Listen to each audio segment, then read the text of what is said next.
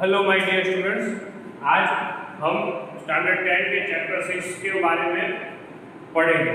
Chapter 6 में एक बहुत ही अच्छा टॉपिक है ट्रांसपोर्टेशन, और उस ट्रांसपोर्टेशन में हम देखेंगे ट्रांसपोर्टेशन इन ह्यूमन।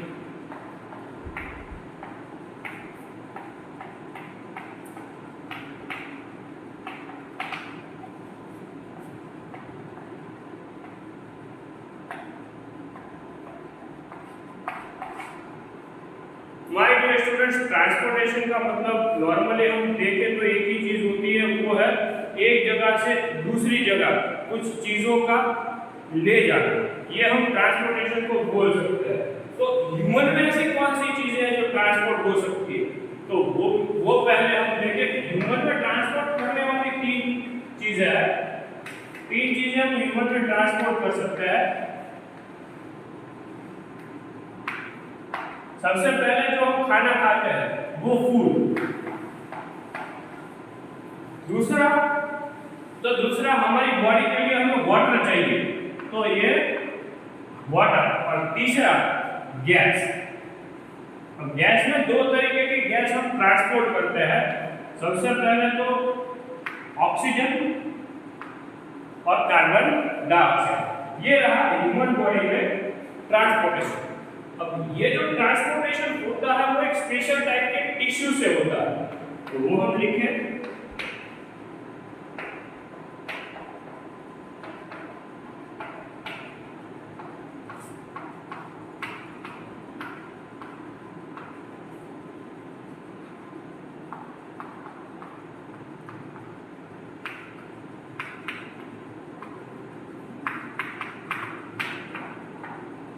और वो टिश्यू एक स्पेशल टाइप के टिश्यू होते हैं बेटा। उस टिश्यू को कहते हैं vascular tissue.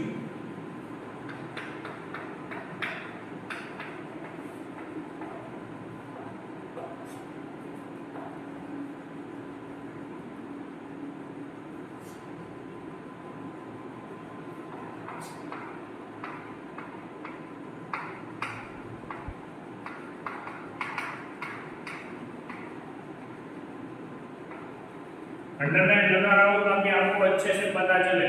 My dear students, ये वास्कुलर टिश्यूज कनेक्टिव टाइप के टिश्यूज होते हैं। ये कनेक्टिव टाइप के टिश्यूज होते हैं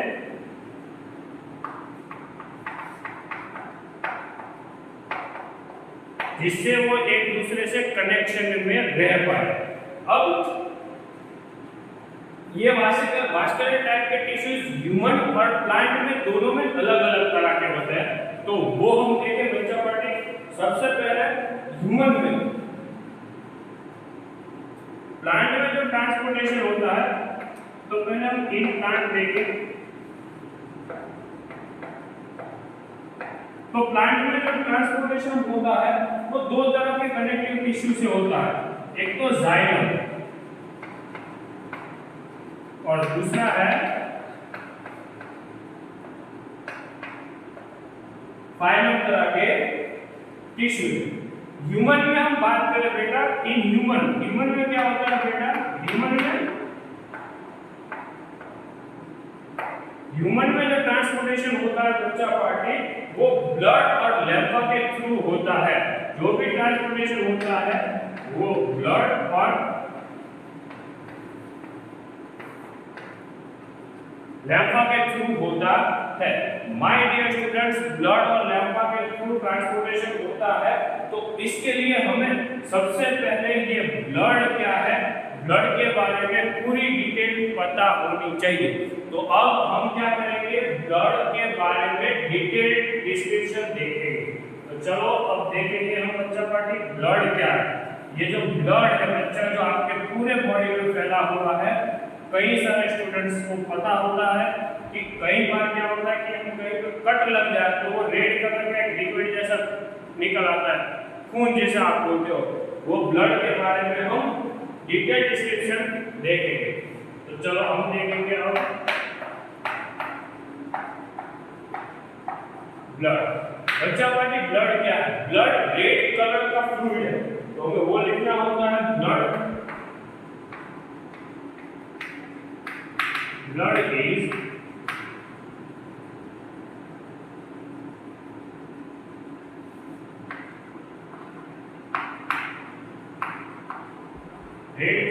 fluid present in body.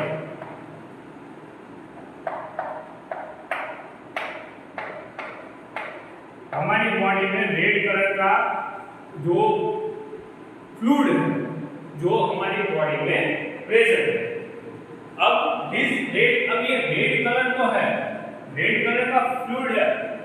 दरअसल वो फ्लूइड रेड कलर का हीमोग्लोबिन की वजह से है, तो हमें वो लिखना पड़ेगा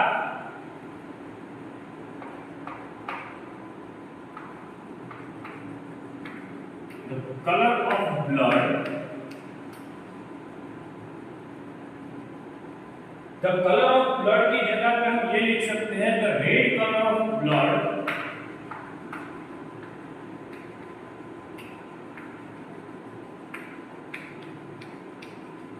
ड्यू टू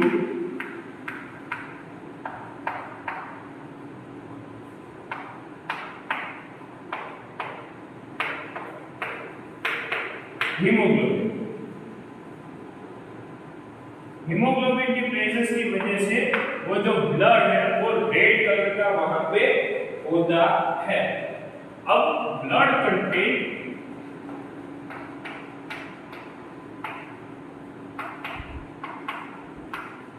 टू कंपोनेंट, जो ब्लड है हमारा वो दो कंपोनेंट से बना है।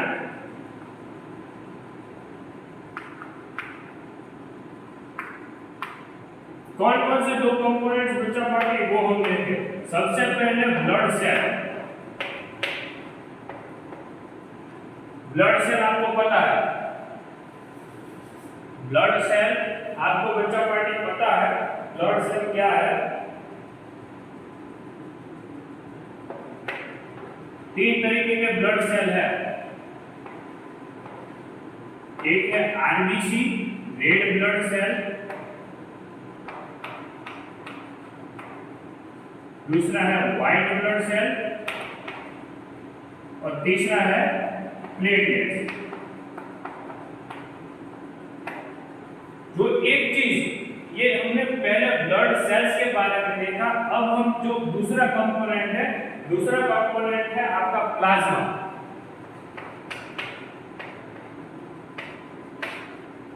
सबसे पहले हम प्लाज्मा वाले कंपोनेंट के बारे में पढ़ेंगे। तो सबसे पहले हम यह टाइटल डालेंगे प्लाज्मा।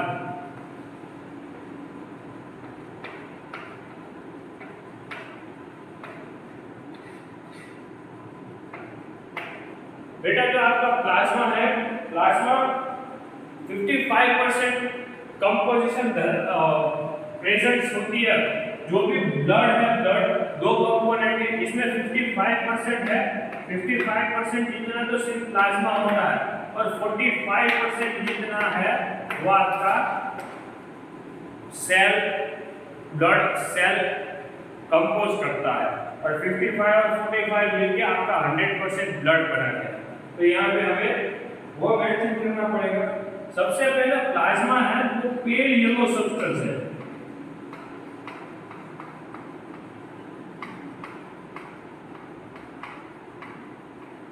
कई बार आपको कट लगने पर या छोटा घाव लगने पर उसके ऊपर आपने देखा होगा कि येलो येलो क्रिस्टल्स बन जाते हैं, हाथ हो या पैर हो। तो माय डियर स्टूडेंट्स, वो येलो क्रिस्टल है ना, वो आपके प्लाज्मा के क्रिस्टल्स है, येलो सब्सटेंस है।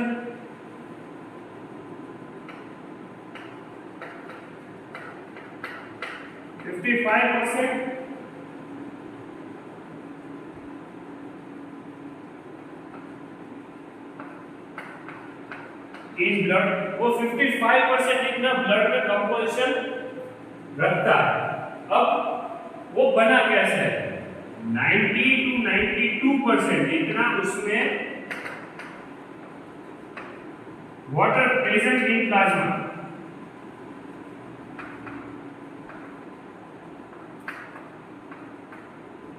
प्लाज्मा में 90 to 92% जितना सिर्फ पानी होता है बेटा। उसके बाद 90 to 90% वाटर के बाद एक और कंपोनेंट मिलता है, वो है प्लाज्मा प्रोटीन।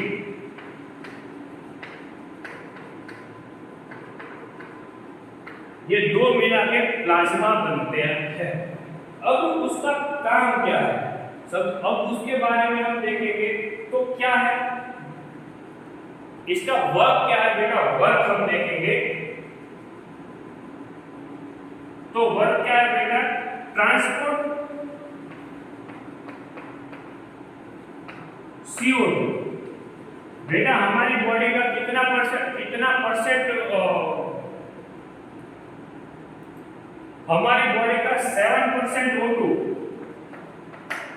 7% जितना O2 सिर्फ और सिर्फ प्लाज्मा अकेला ट्रांसपोर्ट कर देता है। सिर्फ इतना काम नहीं करता बच्चा, सिर्फ इतना काम नहीं करता, और भी काम करता है प्लाज्मा, वो हम इसके ऊपर लिखेंगे, तो ध्यान से देखना बच्चा।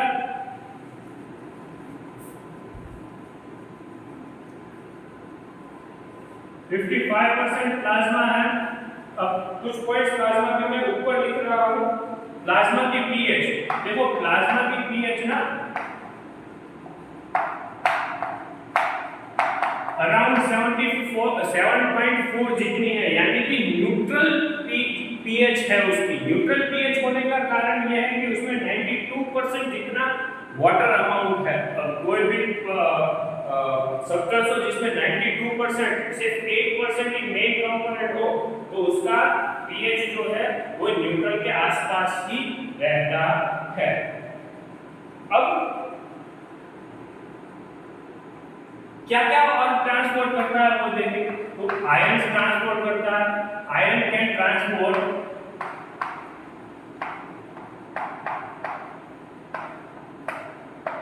By plasma.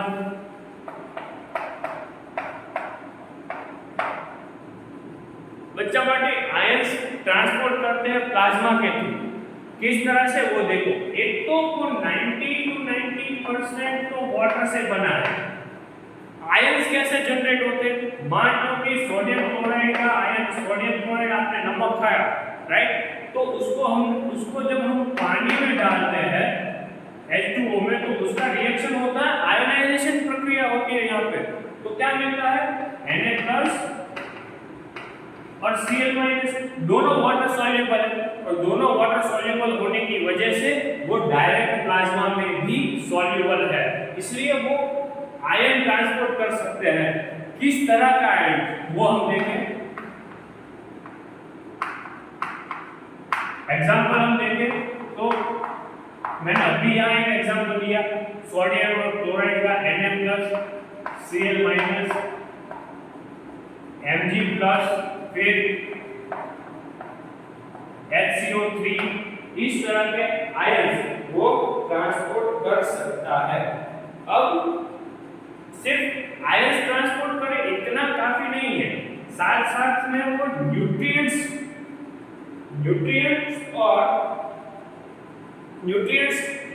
किस तरह के न्यूट्रिएंट्स वो ट्रांसपोर्ट करेगा वो हम देखें। It can transport nutrients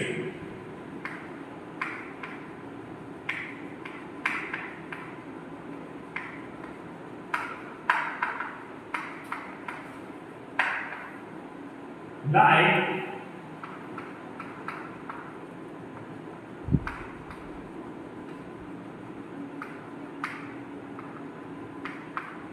carbohydrate,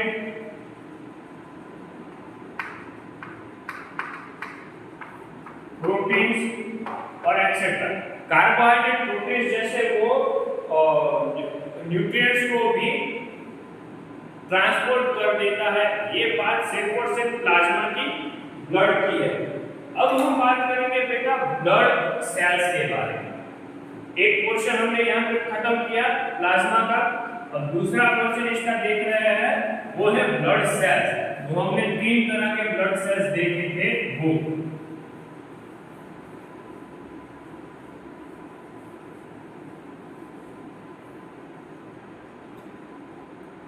तो हम देखेंगे ब्लड सेल्स बच्चा पार्ट।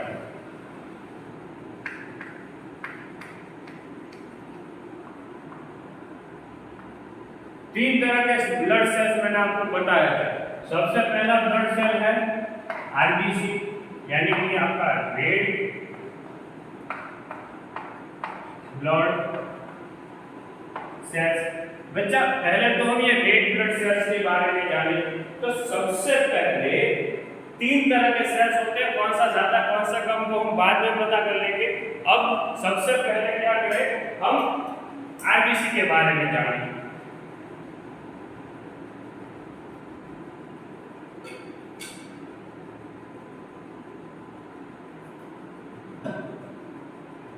रेड ब्लड सेल है तो दरअसल आपके शर्ट के बटन की तरह बीच में से पतले और साइड में से मोटे होते हैं।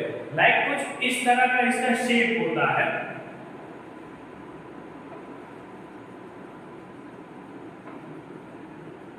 इस तरह का पतला शेप होता है जो आपको अच्छे से विजुअलाइजेशन कर सकते हो आपके शर्ट के बटन की तरह। वो बाहर की साइड से मोटे और अंदर सेंटर से पतले होते हैं। अब उसके बारे में जाने हम, तो रेड ब्लड सेल है उसका कलर रेड होता है। The red colour due to the red colour of the cell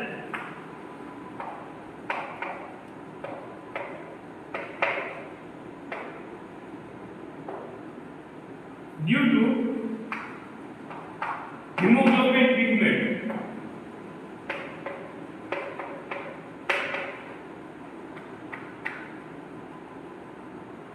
बेटा वहां हीमोग्लोबिन होने की वजह से वो कंटिन्यूअसली आपको रेड पिगमेंट में ही दिखाई देगा।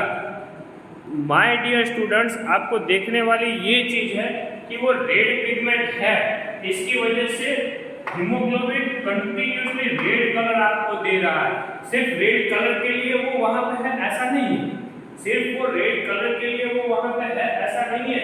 बेटा हीमोग्लोबिन का मेन फंक्शन क्या है वो देखो। ये जो आपका हीमोग्लोबिन है ना बेटा, हीमोग्लोबिन, इसका मेन फंक्शन है टू ट्रांसपोर्ट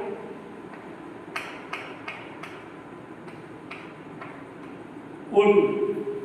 वो O2 के साथ एक कंप्लीट केमिकल फॉर्मूला के साथ एक केमिकल स्ट्रक्चर बना लेता है जिससे ऑक्सीजन हमारे लंग्स से हमारे ऑर्गन्स तक पहुंचती है। वो हम देखें बेटा वर्क ऑफ हीमोग्लोबिन। अब ये हीमोग्लोबिन को आप Hb भी लिख सकते हो, हीमोग्लोबिन को आप Hb भी डिनोट कर सकते हो। तो वर्क ऑफ हीमोग्लोबिन, हीमोग्लोबिन का वर्क हम यहाँ डिनोट करते हैं बेटा।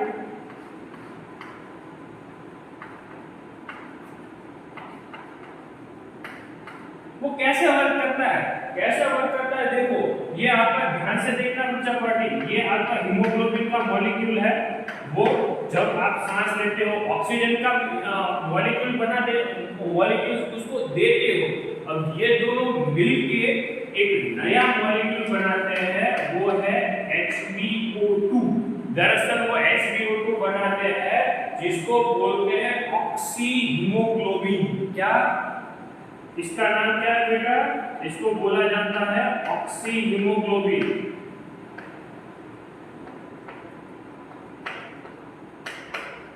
My dear students, oxyhaemoglobin बनने के बाद वो ऑक्सी हीमोग्लोबिन हमारी बॉडी में पूरी तरह ट्रांसपोर्ट हो जाता है।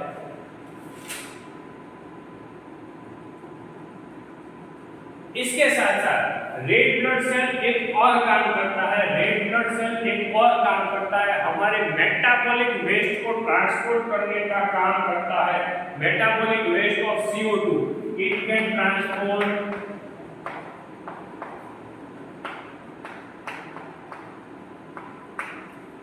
Metabolic waste of CO2।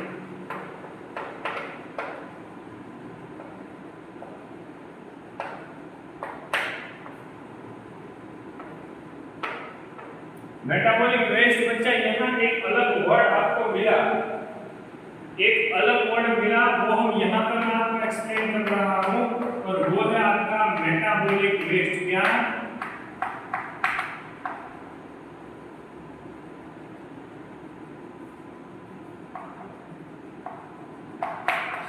बच्चा मेटाबॉलिक वेस्ट का मतलब क्या होता है, जो आपका एक सेल मेटाबॉलिज्म से जो वेस्ट प्रोड्यूस करता है वो आपका है मेटाबॉलिक वेस्ट। ओके, तो मेटाबॉलिक वेस्ट माने क्या कि एक सेल मेटाबॉलिक प्रोसेस से जो वेस्ट मटेरियल प्रोड्यूस करता है जो उसके काम के नहीं है वो मेटाबॉलिक वेस्ट में कंसीडर किए जाते हैं।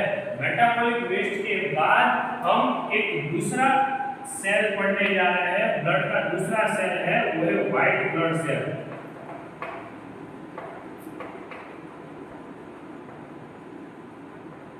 माय डियर बच्चा पार्टी, व्हाइट ब्लड सेल आपके बॉडी में वर्क करते हैं एज अ सोल्जर।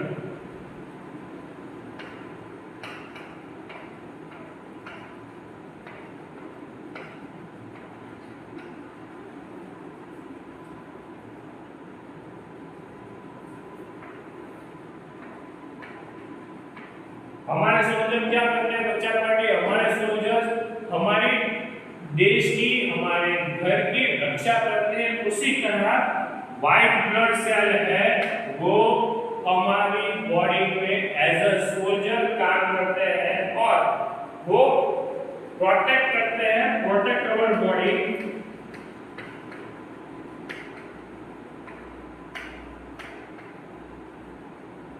किससे प्रोटेक्ट करते हैं? Bye foreign particles.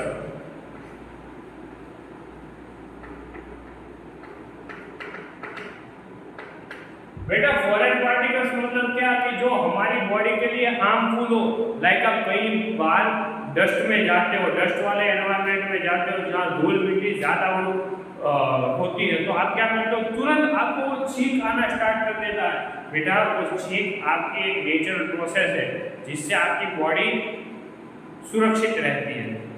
As well as हमारी बॉडी में कई बार मलेरिया, टाइफाइड वो सब के जर्म्स चले जाते हैं, तो हम दूसरी बार हमारा व्हाइट ब्लड सेल है वो एक ही बार आपको मलेरिया करवा देगा, फिर दूसरी बार आपको लाइफ में कभी भी मलेरिया नहीं होगा। उसके पीछे जो रोल प्ले करते हैं वो व्हाइट ब्लड सेल है। तो तीसरी जो एक इम्पोर्टेंट चीज जो ब्लड का एक इम्पोर्टेंट फैक्टर और ब्लड का एक बहुत बड़ा सेल है वो है प्लेटलेट्स। क्या? माय डियर स्टूडेंट्स, प्लेटलेट्स बहुत ही इंपॉर्टेंट है। प्लेटलेट्स बहुत ही आपको यूजफुल होते हैं। कहाँ पे प्लेटलेट्स यूजफुल होते हैं बच्चा पार्टी? जब आपको ब्लड क्लोटिंग हो, यानी कि आपको कहीं पे लग जाए, और लग जाने के बाद क्या होता है बच्चा? लग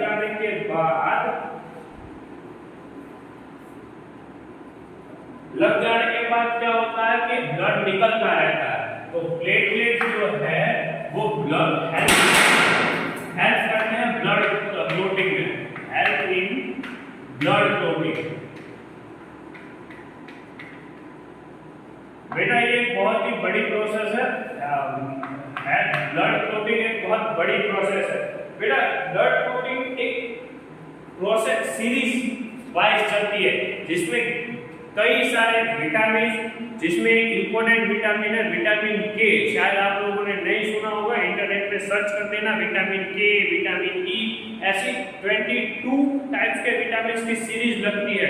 मोर देन 22 टाइप्स के विटामिन की सीरीज लगती है और last end of this series क्या होता है बेटा? जो ब्लड है वो क्लोट के फॉर्म में जहां आपको घाव लगा है वहां जम जाएगा और ब्लड को वेस्ट होने से बचाएगा। तो ये आपका ब्लड और प्लाज्मा करके पूरा का पूरा फ्लूइड है जो ट्रांसपोर्टेशन में यूजफुल होता है। इस वाले लेक्चर में सिर्फ हम इतना ही पढ़ेंगे। अगले वाले लेक्चर में बच्चा पार्टी जो ट्रांसपोर्टेशन, ये जो फ्लूइड हमने पढ़ा blood plus plasma, blood plus plasma जो हमने पढ़ा वो किस तरह से ह्यूमन बॉडी में ट्रांसपोर्ट होता है, क्या क्या चीजें चाहिए उसमें, वो सारी की सारी चीजें हम पढ़ेंगे। तो अब हम देखेंगे transportation of blood. Transportation in human देखा, अब ट्रांसपोर्टेशन ऑफ फ्लूइड जो ह्यूमन में ही होता है, जो फ्लूइड है वो ब्लड में हमने देखा। तो वो आज हम सीखेंगे कि ट्रांसपोर्टेशन कैसे होता है।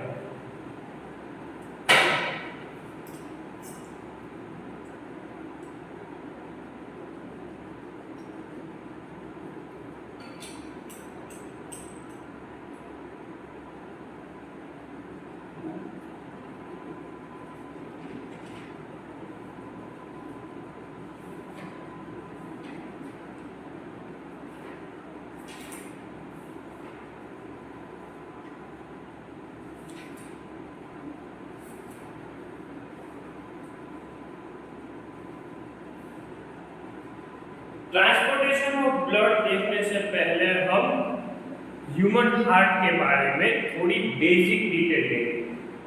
देखो ये सिर्फ और सिर्फ ह्यूमन हार्ट की बेसिक डिटेल है, उसके वर्क करने पे मैं कोई भी डिस्कशन इस वाले लेक्चर में नहीं करूंगा। इस वाले लेक्चर में मैं सिर्फ और सिर्फ ह्यूमन हार्ट के बेसिक स्ट्रक्चर के बारे में मैं बात करने वाला हूँ। ओके, तो ह्यूमन हार्ट के बारे में हम डिस्कशन करेंगे।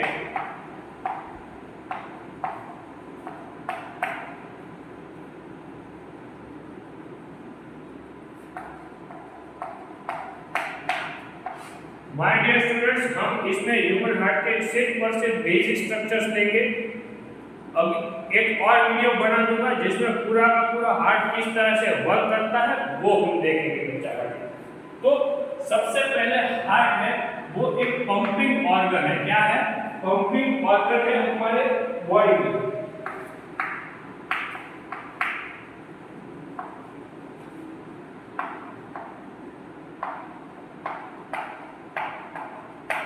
हमारी बॉडी का एक पंपिंग ऑर्गन है जो सिर्फ और सिर्फ क्या करता है? सिर्फ और सिर्फ बच्चा पार्टी हमारी बॉडी में खून को कंटिन्यूअसली पंप करता रहता है। बेटा, पंपिंग ऑर्गन होने से कहाँ लोकेशन मिलता है? इसका लोकेशन हम देखेंगे। पता तो होना चाहिए एक पंपिंग ऑर्गन यहाँ पर भी है, तो लोकेटेड बिटवीन लंग्स।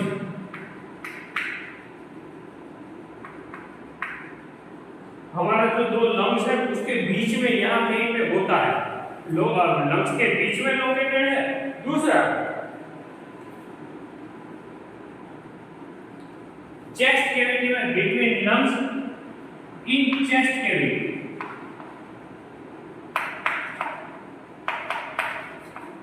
बेटा, यदि आप थोड़ा अपने चेस्ट पे प्रेस करो तो यहाँ एकदम सेंटर पे आपको थोड़ी सी जगह दिखेगी, वो है आपकी चेस्ट कैविटी। और चेस्ट कैविटी में दोनों लंग के बीच में थोड़ी सी एक जगह होती है। मैं आपको यहाँ ड्रॉ करके बता देता हूँ। देखो, ये आपका राइट वाला चेस्ट है, राइट वाला लंग्स है। ओके, वो लंग्स क्या होता है? इस तरह से पूरा होता है। पर जो लेफ्ट वाला लंग होता है बेटा, लेफ्ट वाला लंग वो इस तरह से थोड़ी सी यहाँ जगह छोड़ देता है। और ये जो जगह है बच्चा पार्टी, उसको चेस्ट कैविटी बोलते हैं। क्या?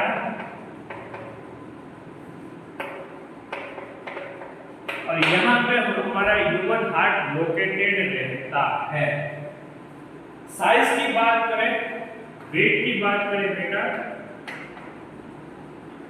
तो अराउंड 250 अराउंड और एवरेज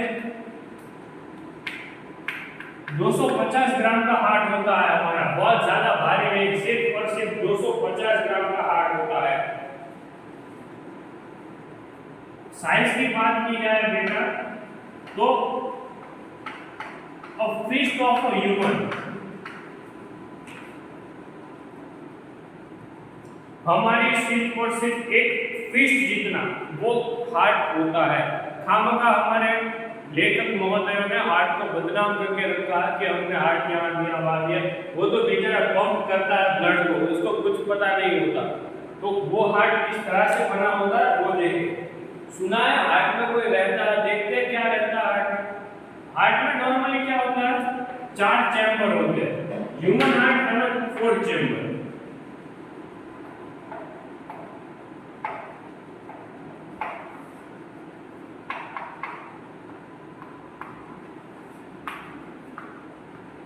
ओके, 4 चैम्बर है, जिसमें ऊपर के 2 चैम्बर है वो वेट्रियम है, और नीचे के 2 चैम्बर है वो ऊपर के जो चैम्बर्स है उसको एट्रियम बोला जाता है, और नीचे के जो चैम्बर्स है वो वेट्रियम के तरीके से जाने जाते हैं। अब ये 4 चैम्बर का वर्क फंक्शन क्या है? फंक्शन ऑफ द चैम्बर्स देखिए।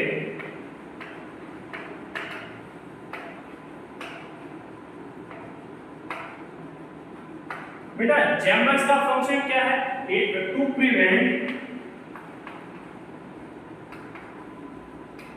intermixing of the blood, to prevent intermixing of the blood.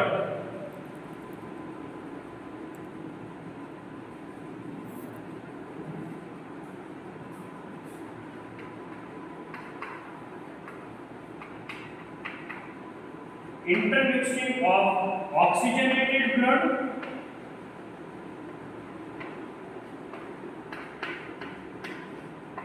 and deoxygenated blood.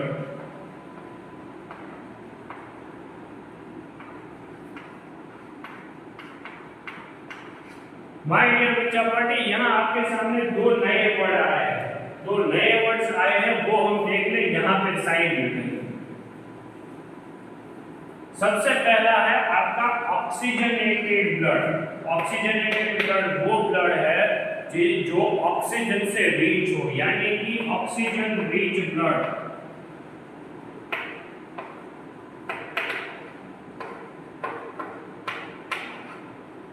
जो हम लंग्स से हार्ट तक भेजते हैं वो वाला ब्लड ऑक्सीजनेटेड ब्लड होता है। सेम टू सेम यहाँ पे एक और वर्ड मिला, डीऑक्सीजनेटेड ब्लड, यानी कि रिच विथ ऑक्सीजन और कार्बन डाइऑक्साइड रिच ब्लड आप बोल सकते हो।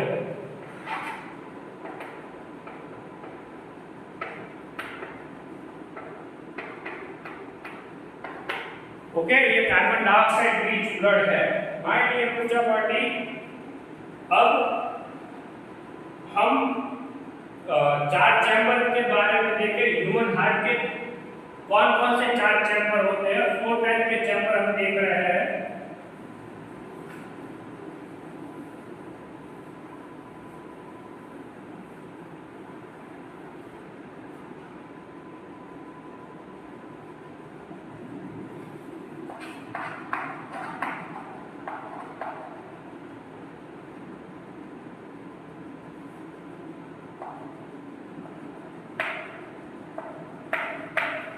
चार तरह के चैम्बर होते हैं। दो चैम्बर है वो लेफ्ट में होते हैं, दो चैम्बर है वो राइट साइड में होते हैं। तो पहले हम लेफ्ट साइड लिख लें और उसके बाद हम राइट साइड पे जाएंगे। जो अपर चैम्बर है, अपर चैम्बर उसको एट्रियम बोलते हैं, लेफ्ट एट्रियम। और यहाँ पे पहला वाला आएगा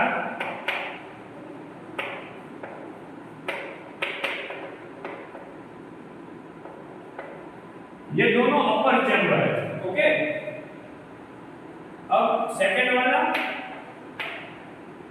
लेफ्ट वेंट्रिक्यूल और ये वाला है वो right वेंट्रिक्यूल।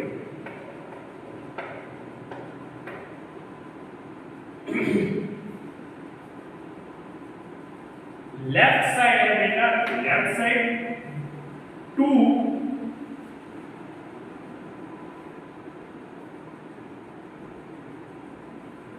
कैप्टम present in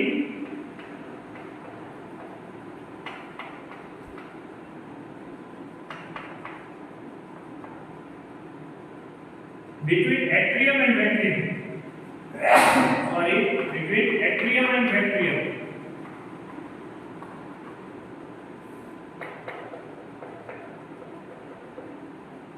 So it is known as a, so it is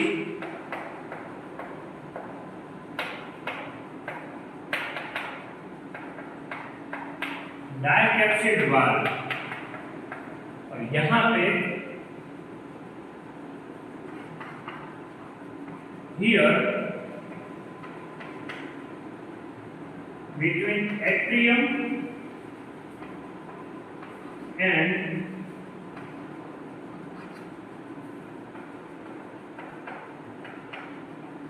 ventricle, 3 capsid valve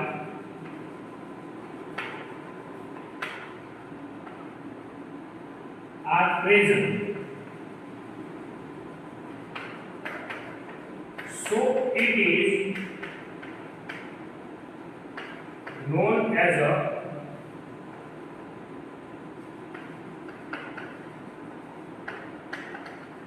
ट्राइकैप्सिड valve. My dear students, हमने डाइकैप्सिड और ट्राइकैप्सिड वाल्व तो देख लिए। अब हम वाल्व का वर्क फंक्शन इस साइड के पोर्शन में हम देख ले। ये जो पोर्शन है वो वाल्व का वर्क फंक्शन दिखाता है। बेटा क्यों वाल्व हमें दिए गए? जब ब्लड लेफ्ट एट्रियम से राइट एट्रियम में जाता है तब संभावना ये रहती है कि वो वापस लेफ्ट एट्रियम से एट्रियम में घुस जाए। तो ये वाल्व क्या करते हैं? ब्लड फ्लो को बैक फ्लो पीछे आने से रोकते हैं।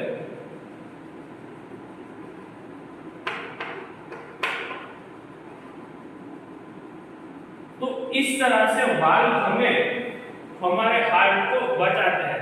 ये पूरा का पूरा ह्यूमन हार्ट का स्ट्रक्चर है बेटा।